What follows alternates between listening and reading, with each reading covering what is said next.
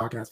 I'm your host, Noah Love. Today's Wednesday, April 23rd, 2025.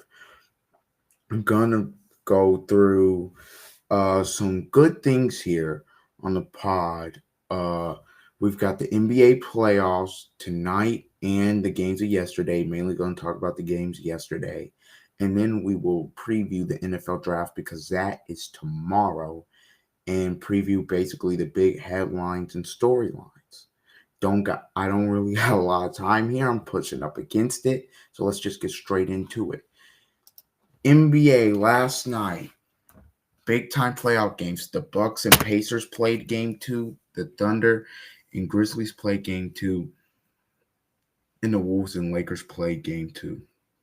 I'm actually going to start with the Thunder and Grizzlies here because this one's pretty easy. Look, the Thunder are going to sweep the Grizzlies. They're going to sweep Memphis.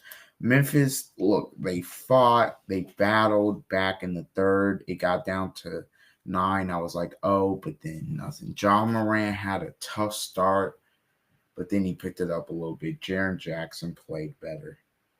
They just don't have enough to win this series. They just don't. OKC's too good, mainly on the defensive end. And OKC missed a lot of open shots last night.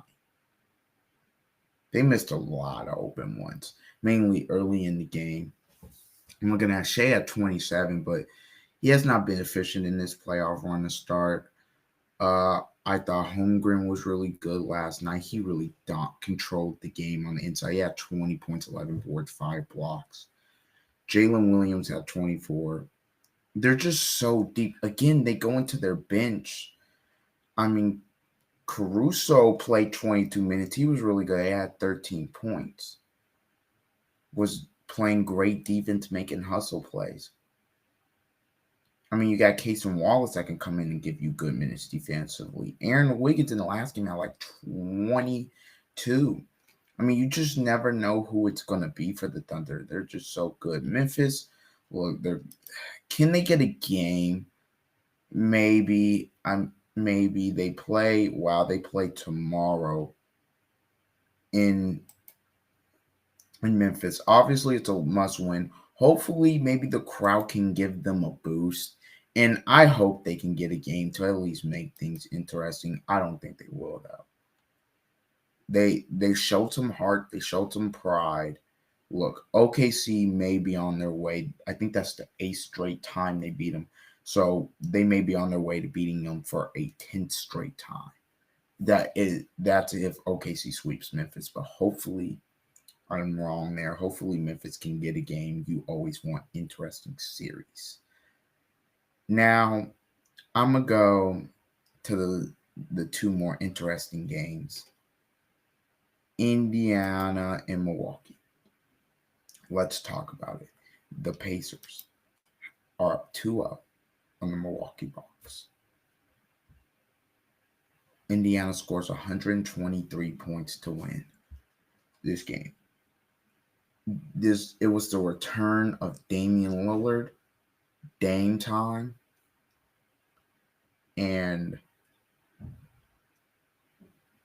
the Bucks lost it. Dame had 14 points on 13 shots. Just kind of looked out of it. If I'm a Milwaukee fan, I'm concerned because this is a game that, quite frankly, that you never led.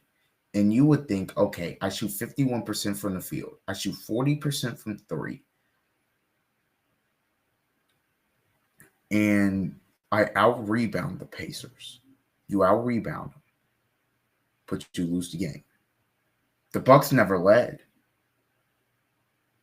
The Bucks never led. You have more points in the paints as well.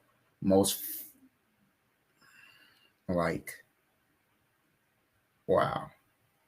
And you lose. And the reason you lose is because you have 16 turnovers. And the Pacers have 15 points off of those turnovers. The Pacers they had 8, but you doubled them in turnovers. They can't stop Indiana if the pace of the game is going up and down. They just can't stop them. I mean, you look last night. I mean, by the way, Bobby Portis 6 threes, 28 points. You lost the game. And I also have to ask this question. Brook Lopez, when he was on the floor, was big time. Why is he only playing 16 minutes? Now I get it. Bobby was going crazy, but why don't you play them together at some point when Giannis is off the floor? I didn't understand that. Their defense was atrocious. Look, the Pacers were getting Brook in screen and rolls. They were getting switches, and Halliburton was getting anything he wanted. And I'm just looking at the Pacers. Obviously, 6 guys in double figures, but I'm just looking. Halliburton, 21 points, 12 assists. Nembhard had 17. Turner, 15 points. Nesmith, quiet as 16 points. Siakam, 24 and 11. Mathurin off the bench, who has been in double figures in both games. He has 14. I'm just looking at the Pacers and I'm saying as an overall team. By the way, did they have the same amount of free throws in the game? The Bucks and the Pacers. Pacers 19 of 19, didn't miss a free throw. But 13 of 9. Bucks were 13 and 19, missed 6, lost by 8. That's a huge difference. In a game like this, again, Bucks hit 14 threes, Pacers hit 16. Now, the Pacers do play better at home than on the road. I will say that. Obviously, Game 3 is the must-win for Milwaukee. That's obviously the must-win game. You lose Game 3, series is almost over. Was essentially over. I will say this, though. The Pacers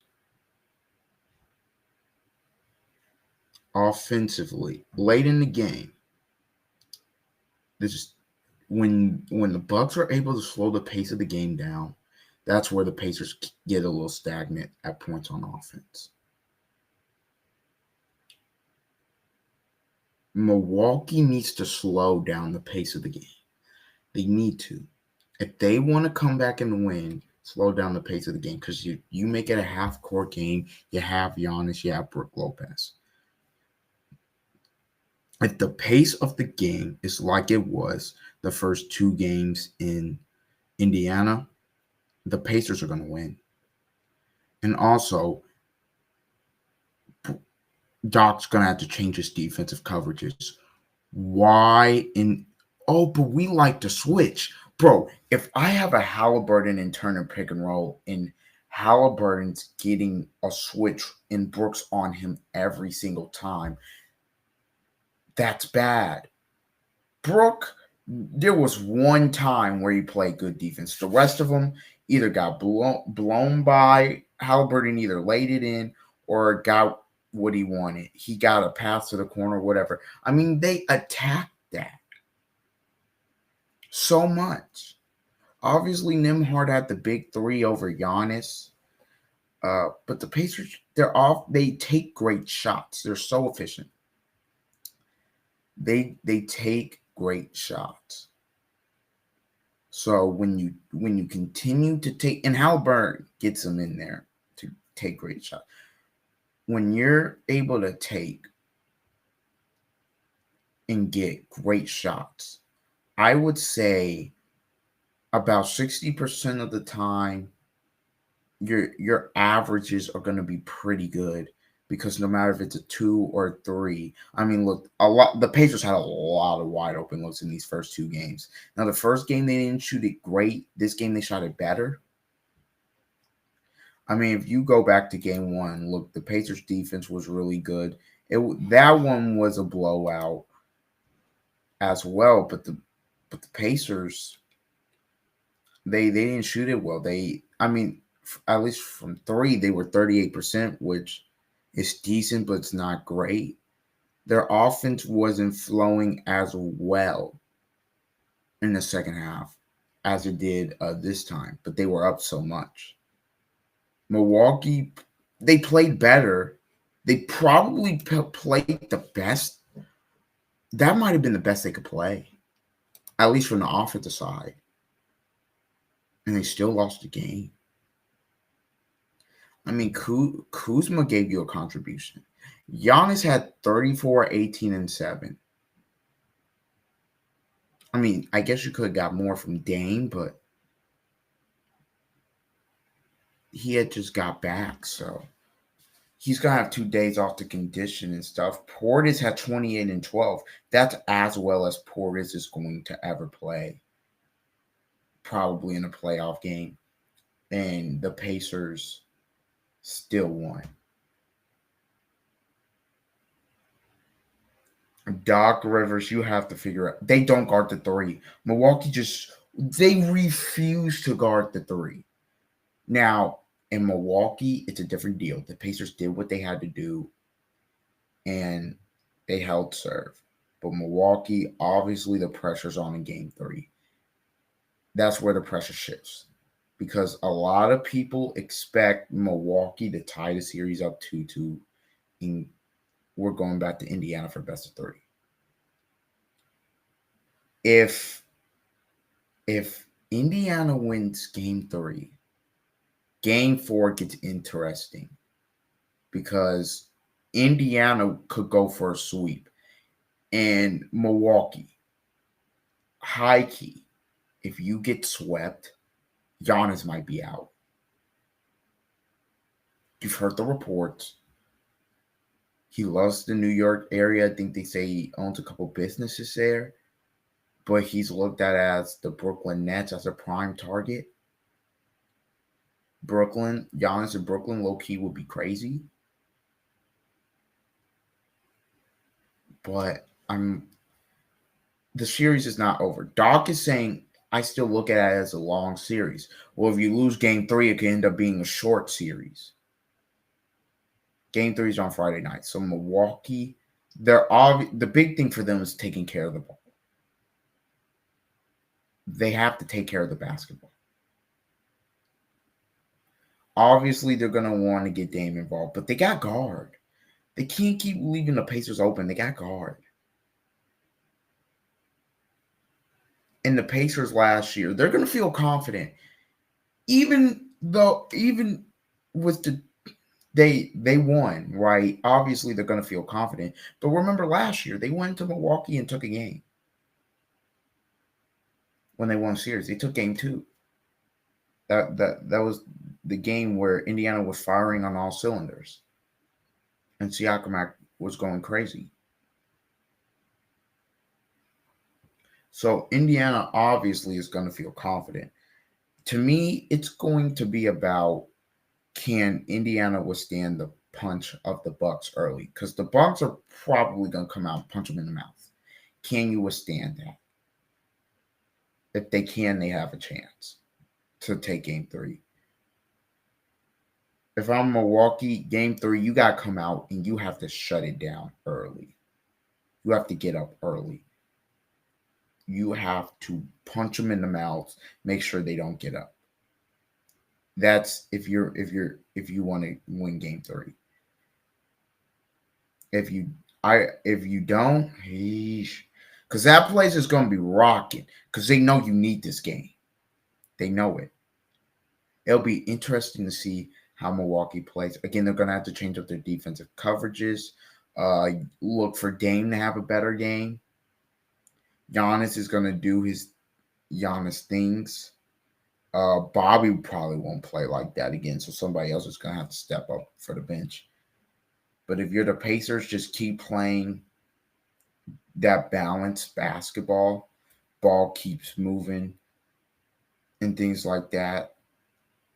They sometimes don't play with the same energy on the road. That's what I've noticed. But if your Pacers you just have to keep moving the ball around, making shots, and then defensively they've been better this year. Gonna have to get timely stops because Milwaukee, I don't think the Pacers are good enough to stop Milwaukee consistently with Dame back on the floor at least. But I think if you can get timely stops, that's big time. That will be big time. The Pacers are up 2-0. Game 3 is on Friday. We're gonna see what the Bucks are made of because their backs are against the wall. This isn't the same Middleton, Holiday. That ain't that team. So we will see uh, what the Bucks are about in Game 3. All right, let's go here to Lakers Wolves. I call AKA ref ball. This was a ref ball game for both sides. This game, it was incredibly physical. Incredibly physical. The Lakers were able to take it 94-85. I th- I thought in the second half that the offense, mainly for the Lakers, was atrocious. I mean, 13 points in the fourth. My goodness. Now, granted, you were able to hold the T Wolves to 20. Anthony Edwards had 25, had decent game. Mike Conley was scoreless. Aye. But I'm looking at Jay McDaniels didn't have the best game. Randall had a good game. I thought 27 points, 4 boards, 6. He was frying LeBron in the second half. I thought, look, Lakers came out, punched him in the mouth early. Minnesota responded, but the Lakers had enough of a lead where they kept up. But when I talk about ref ball, the refs were questionable in this basketball game because of the free throws. Both, I mean, look, it was a combined of 45 free throws. Lakers shot 20, T-Wolves shot 25. By the way, both teams couldn't buy a three. Lakers were 6 of 29. T-Wolves were 5 of 25.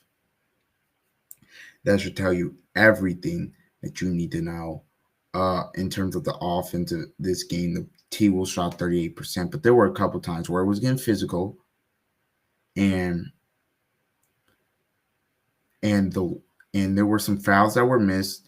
There was one trip on that Jaden McDaniels got on Luka that I believe was not called. I think the refs were just incompetent. Personally, I think the refs just, they were letting a lot of stuff go, which is fine. I don't want you to be too involved in the game, but there were some calls where I'm like, okay, you gotta call that a foul. Look, playoff basketball or not, that's a foul. I thought the refs were bad at both sides. I thought both teams. I thought the Lakers took advantage the most of the physicality in the game, and look, they won. Their job was to not go down 0-2. Now game 3 and 4. Game 3's the big one. Because for Minnesota, because if the Lakers win that one, then that win you got in LA all of a sudden does not matter because the Lakers have the home court advantage back. So if you're T-Wolves, you need to win that game. Lakers on the road, Minnesota's going to be rocking. Obviously, they guarded the three better. Gonna need to be better offensively too. That's a big thing. They're gonna need to be better offensively. But if I'm Minnesota,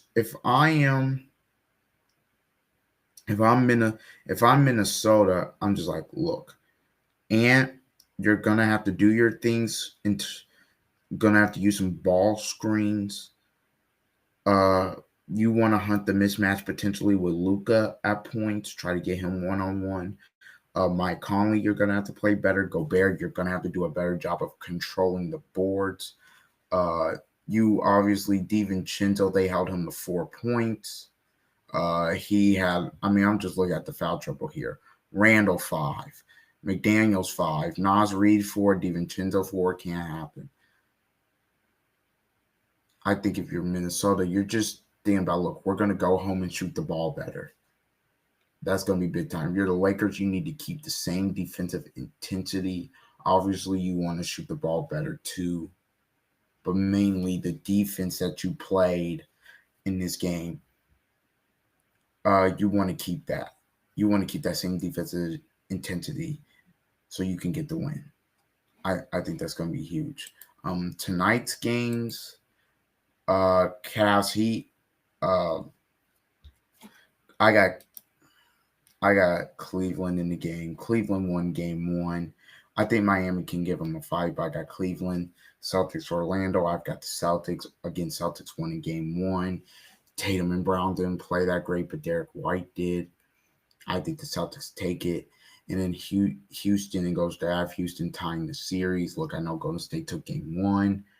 How greedy will they get? I'm not sure. I think Houston knows what the playoffs are about now. I think they take it, and it's a 1-1 series going back to Golden State. It's obviously a must win for Houston.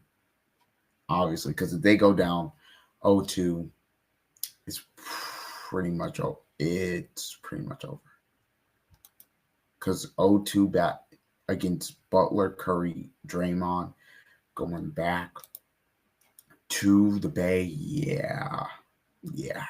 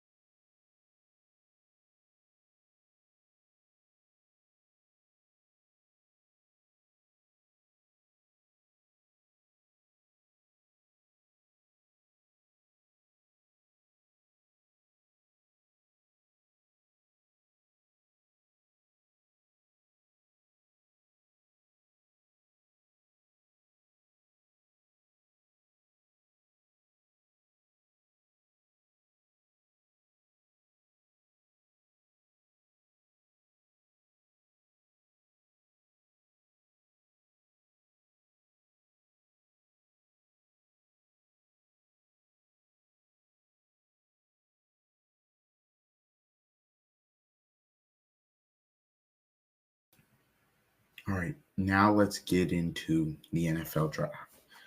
NFL draft tomorrow from Green Bay, Wisconsin on ESPN starts at 8 o'clock Eastern time.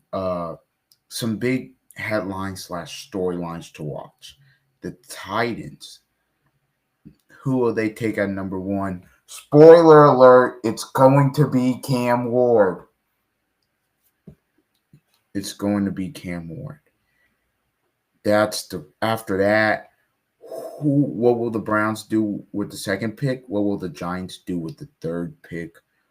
Where will Shador go? It's a big that's a big thing.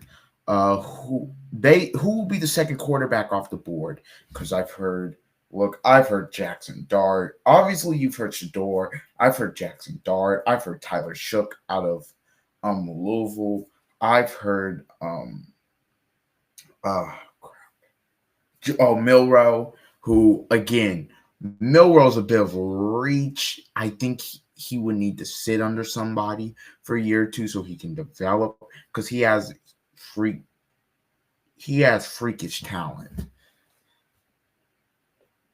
I mean, if you watch Jalen Milrow play, he's like what I would say 6'4", maybe 230. I mean, he's big guy. I would say about 6'4", maybe 240 ish, or not even 240 ish, maybe 230. Uh, probably 6'3", 6'3", 6'4", 230, around 230.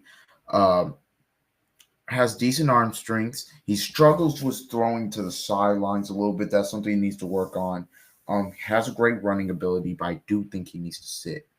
Obviously, what will America's team do at 12? They have a lot of holes to fill. They could take another receiver to get, which will be good. Could take another back, which will be good. What will there be any trades? Obviously, who's going to fall in the draft? My one of my favorite players right now, Tyler Warren. Where will he go? There have been some guys that have been falling in this draft. Malachi Starks.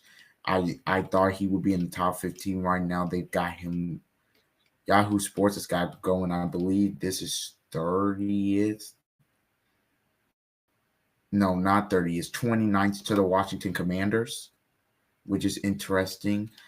Obviously, Colts need somebody in the secondary that at 14. That's a big storyline. Chicago, will they go offensive tackle? Will or O lineman in general? Will they go there? Will they go defensive tackle? What will they do? Will they go running back? It'll be interesting to see how this draft shakes out. For me, the top four, to me, Travis Hunter, it's probably going to Cleveland, even though Cleveland should take Shador. You don't have a quarterback, so why would you take so I guess they're going to take Travis. I don't know what they're doing. Will Abdul Carter drop because of his injury? I don't know. Look, the one strong point for the Giants last year was their D line. If they add Abdul Carter, that's great for them. I think that's good. The Patriots, what will they do at 4? I think they'll go O-line to protect May. But if Travis Hunter is still on the board, wouldn't be shocked if they go there. You just never know. What will the Raiders do? Because I thought they would be in the market for the quarterback in terms of the draft, but obviously they got Geno, so they're fine there. So it'll be interesting to see what they do.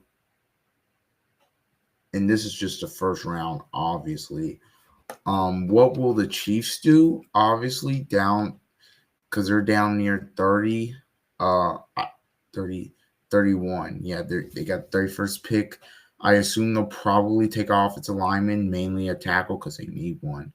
What will the Bills do? They should probably take somebody in the secondary. They probably should. They got pass rusher in the free agency and Joey Bosa. So Joey Bosa and Greg Rousseau along with Ed Oliver, that's good. I think they need more help in the secondary. So I think that's where they should go. Just this draft is intriguing on so many levels. It just is in terms of the middle rounds. Obviously, what will the Steelers do? Will they go quarterback? Packers, will they add another weapon for Jordan Love? Broncos, will they try to get a corner to create a no-fly zone 2.0 or another corner to get no-fly zone 2.0? What will they do after their good season? What will the Bucks do? Because they have to go defense. They have to go defense. So what will they do in Seattle? Their offensive line was bad last season. What will they do to protect new quarterback Sam Darnold? It's just a lot of storylines. Also, Arizona, who's a team that's up and coming, they're going to need an edge rusher. I could see them taking a guy. I don't know if Jalen Walker's probably not going to fall there, but Michael Williams may, and that could be a guy they take. So, a lot of storylines going into this NFL draft. It'll obviously be interesting to see trades, what trades are made, and all that stuff. I am really excited for this because this draft is deep. It's not deep at the quarterback position, but it's deep in everywhere else in terms of receivers, corners, linebackers. I think safeties is a pretty decent class. Will be a pretty decent class in my opinion. I don't think running backs is stacked. It's pretty much Genty.